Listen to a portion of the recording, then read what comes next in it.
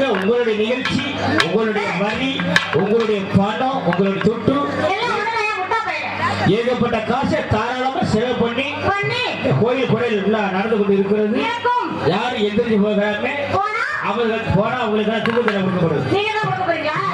யாராவது எந்திரிச்சு போனீங்க, செய்வது செஞ்சு போனீங்க, அப்படியே உட்காருங்க.